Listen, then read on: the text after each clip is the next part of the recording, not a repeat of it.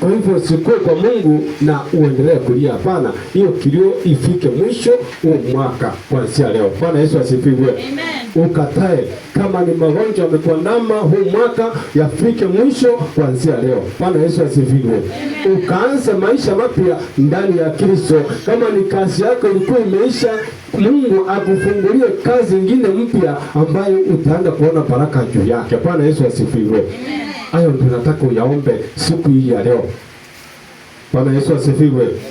Mungu wetu akona uwezo. Akona uwezo wa kutenda mambo makubwa juu ya maisha yako. Ukienda kumtii na kusimama kwa neno lake, ina maana ya kwamba Yesu akona uwezo mkubwa wa kubadilisha maisha yako. Wachawi wanaanza kukimbiza kutoka nyuma, lakini hawataona, wataona giza. Bwana Yesu asifiwe. Maana Yesu yuko juu ya maisha yako. Ndio maana kwambia ya kwamba ukienda kumtii, utii sauti yake, ina maana ya kwamba adui wale ambao walikuwa na kuandama mwaka huu hautawaona tena. Maana wataenda kukufuatilia, wataona giza. Wataenda kukufuatilia, hawatakuona tena. Maana Mungu ataenda kukufunika kwa damu ya Yesu. Bwana Yesu asifiwe. Amen. Bwana Yesu asifiwe. Amen. Usihangaike tena mwaka huu. Ni mwaka ambaye utatengeneza wewe ukuu wa baraka juu ya maisha yako. Bwana Yesu asifiwe.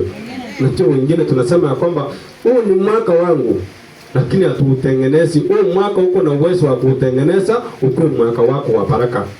Bwana Yesu asifiwe. Na uko na uwezo pia wa kuharibu ukue mwaka wako wa laana juu ya maisha yako. Bwana Yesu asifiwe. Amen. Na kuna kitu ambaye Mungu anakichukia sana. Wale watu wanamwacha. Bwana Yesu asifiwe. Wale watu wanamwacha, wanaenda kutenda mambo ya duniani huko. Hicho kitu ndio Mungu anachukia sana. Hicho kitu wakati umemwacha Mungu umeenda hivyo, basi sio ya kwamba wewe na Mungu amuko hapo, Mungu yuko hapo. Bwana Yesu asifiwe. Amen. Ni shetani ataongoza maisha yako, shetani ataanza kukutesa, ataanza kukuletea mateso, mwishoe utahangaika, uhangaike, utambukuje kurudi, mambo yako yameharibika kabisa. Bwana Yesu asifiwe. Mimi niliwaambia kwamba ni vizuri utengeneza mapema kabla uache iharibike. Bwana Yesu asifiwe. Hata nyumba ukiacha ianguke kabisa, tena ukianza kuchanga sitakuwa gharama. Lakini ukianza kuirekebisha mapema itaanguka. Bwana Yesu asifiwe. Na maisha yako ni hivyo. Lazima uanze kurekebisha mapema. Ukiona ya kwamba kuna mahali uendi sawa, urekebishe. Bwana Yesu asifiwe. Mwaka huu mimi naomba Mungu akutendee mambo makubwa.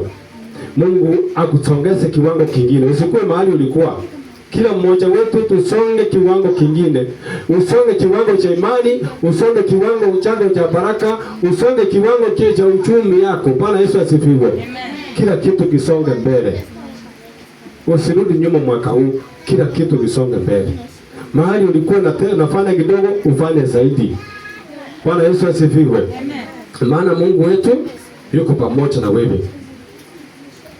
Bwana Yesu asifiwe. Nataka mtu anisomee kitabu cha Isaya nikienda kumalizia.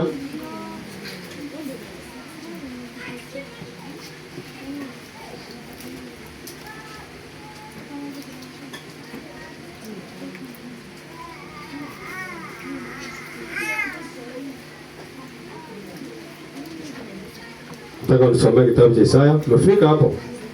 Kitabu cha Isaya 1 mstari wa 19.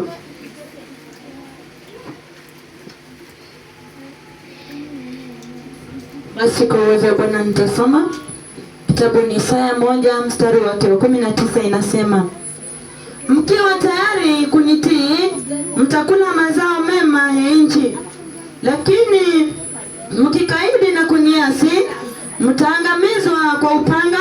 Mimi Mwenyezi Mungu nimesema. Amen. Bwana Yesu asifiwe. Amen. Bwana Yesu asifiwe. Amen. Neno la Mungu linasema ya kwamba ukimtii utakula mema ya nchi. Bwana Yesu asifiwe. Ina maana ya kwamba ukienda kutii Mwenyezi Mungu, ina maana ya kwamba baraka inaenda kushuka katika maisha yako. Bwana Yesu asifiwe. Kwa hivyo mwaka huu jambo la kwanza ambaye tunalifundisha siku ya leo,